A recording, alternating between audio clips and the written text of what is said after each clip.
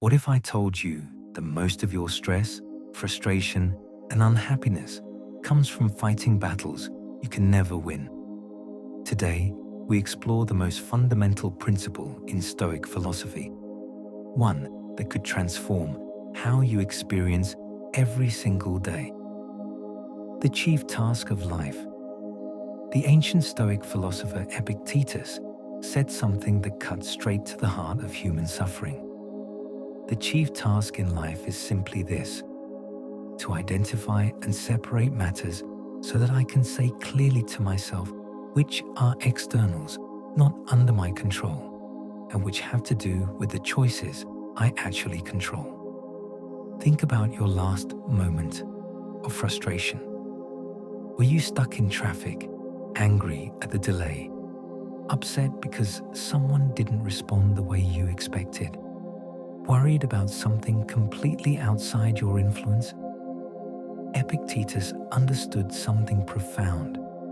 We waste enormous amounts of mental and emotional energy on things we cannot control, while neglecting the one thing we can: our responses, our choices, our actions in this present moment. This isn't just ancient philosophy. This is practical psychology. When you clearly separate what you can control from what you cannot, something remarkable happens. You stop fighting unwinnable battles. The reality check. Let's get brutally honest about what you actually control. A flight gets delayed because of weather.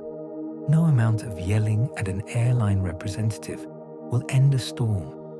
No amount of wishing will make you taller, shorter, or born in a different country.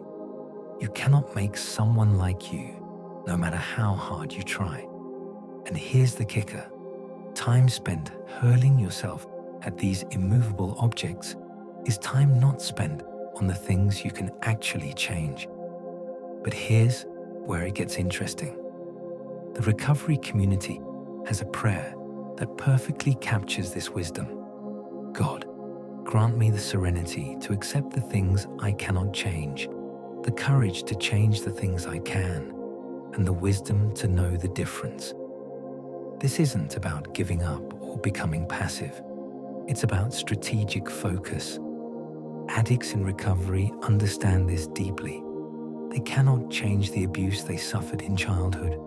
They cannot undo past choices or erase the hurt they've caused, but they can change the future through the power they have in the present moment.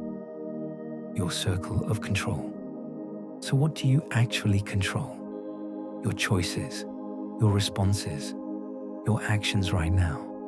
That's it. But that's everything.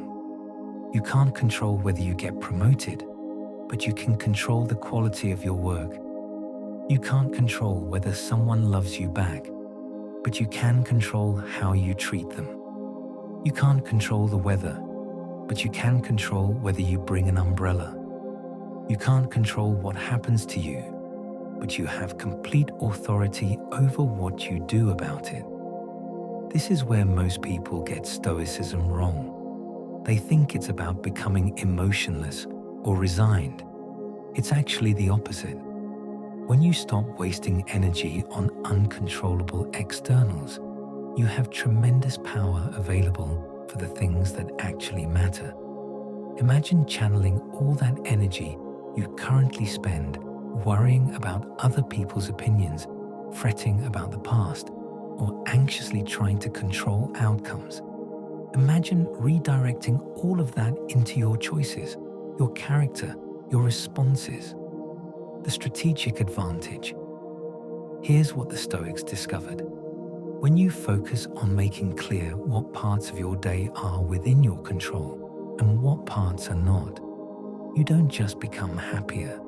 You gain a distinct advantage over other people who are still fighting unwinnable battles. While others exhaust themselves raging against circumstances, you're calmly focusing on what you can actually influence.